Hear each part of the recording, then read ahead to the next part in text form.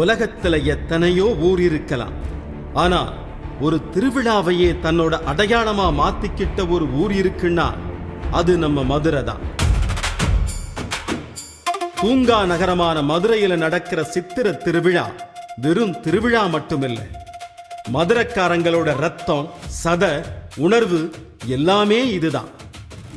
சைவம் பெருசா வைணவம் பெருசான்னு போட்டா போட்டி போட்டுட்டு இருந்த காலத்துல சைவம் வைணவம் ரெண்டையும் ஒன்னா இணைச்சு ஹரியும் சிவமும் ஒண்ணுன்னு உலகத்துக்கு காட்டின, கடல் இல்லாத மதுரையில மனுஷ கடலையே உருவாக்கின அந்த பிரம்மாண்ட திருவிழாவைத்தான் இப்ப பார்க்க போறோம். வாங்க மதுரைக்குள்ள போவோம்.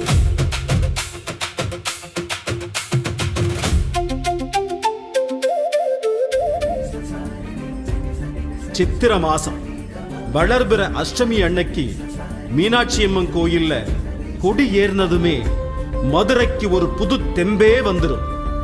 இந்த 12 நாளும் மதுரைய ஆடுறது அந்த அங்கையர் கண்ணி அம்மா மீனாட்சி தான்.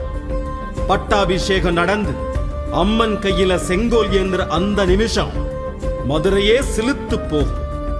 பெண் ஆளுமைக்கு யார் யாரையோ உதாரணம் சொல்றாங்க, ஆனா அதுக்கு மிகச்சிறந்த உதாரணம்னா அது நம்ம மீனாட்சி அம்மா தான்.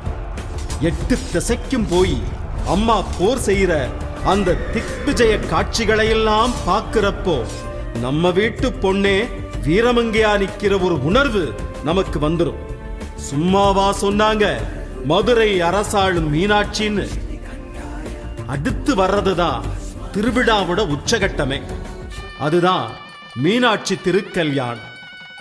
உலகத்துக்கு படியளக்கிற அந்த ஈசனுக்கும் மதுரையோட அரசிக்கும் கல்யாணம் நடக்க போகுதுன்னு தெரிஞ்சாலே மதுரை மக்கள் தன்னோட வீட்டு விசேஷம் மாதிரி கொண்டாட ஆரம்பிச்சிருவாங்க.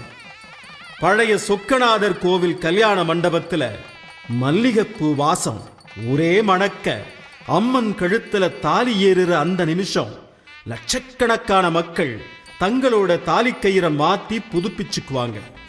அதுக்கப்புறம் நடக்கிற தேரோட்டம் இருக்கே, மாசி வீதி முழுக்க தேர் அசஞ்சு அசஞ்சு வர்றத பார்க்கிறதுக்கு 2 கண்ணு பத்தாது. மதுரை சித்திர திருவிழாவோட இன்னொரு முகம் அழகும் கம்பீரமும் பாசமும் ஒன்னு சேர்ந்த நம்ம அழகர் மலை கள்ளழகரோட அழகு முகம். தங்கச்சி மீனாட்சியோட கல்யாணத்துக்கு அழகர் அண்ணே வர்றாரு.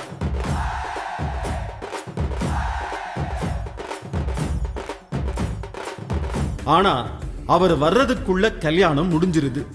இதை கேட்டு கோபப்படுற அழகரு வைகையாத்துல இறங்கிட்டு அப்படியே திரும்பி போயிடுறாரு.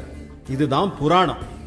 இதையெல்லாம் நமக்கு புரிய வைக்க தங்க குதிரை வாகனத்துல பச்சை பட்டுடுத்தி கள்ளழகர் வைகையாத்துல இறங்குறப்போ எழும்புற கோவிந்தா கோவிந்தா கோஷம் இருக்கே, அது வானத்தையும் பிளக்கும், அதுக்கு மேலையும் போகும்.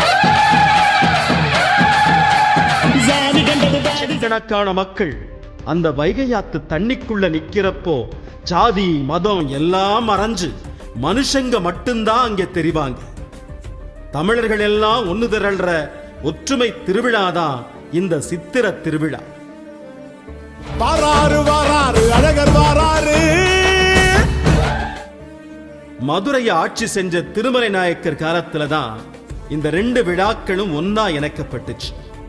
எதுக்காக தெரியுமா மக்களே?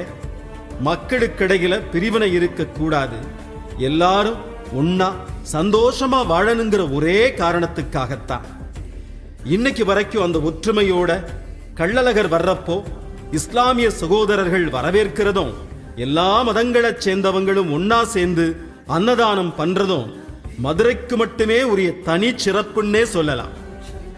இது வெறும் ஆன்மீக நிகழ்ச்சி மட்டுமில்லைங்க, ஒற்றுமையை கட்டி காக்கிற கலாச்சார பரிமாற்றம். திருவிழா முடிஞ்சு அழகர் மலைக்கு திரும்புறப்போ மனசுக்கு பிடிச்ச ஒருத்தர் நம்மளை விட்டு பிரிஞ்சு போற மாதிரி மதுரையே சோகமாயிரும். ஆனா அடுத்த சித்திர திருவிழா எப்ப வருங்கிற ஏக்கமும் நம்பிக்கையும் தான் மதுரைக்காரங்க ஒவ்வொருத்தரையும் அடுத்த 1 வருஷத்துக்கு ஓட வைக்கும். நீங்க எத்தனையோ திருவிழா பார்த்திருக்கலாம், ஆனா அந்த வைகையாத்து மண்ணில நின்னு கள்ளழகரை ஒரு தடவையாவது தரிசிச்சு பாருங்க. அந்த அதிர்வலைகள் உங்க மனசுல வாழ்நாள் முழுக்க இருக்கும். ஆமாங்க, மதுரை சித்திரை திருவிழா தமிழர்களோட அடையாளம், பண்பாட்டோட முகம், ஒருமைப்பாட்டோட பிறப்பிடம். சித்திரை திருவிழா பத்தின உங்க அனுபவங்களை கமெண்ட்ல பகிர்ந்துக்கங்க. மறுபடியும் சந்திக்கலாம். வணக்கம். சப்பரம் ஏறி வராரு, நம்ம சங்கடம் தீர்க்க போறாரு.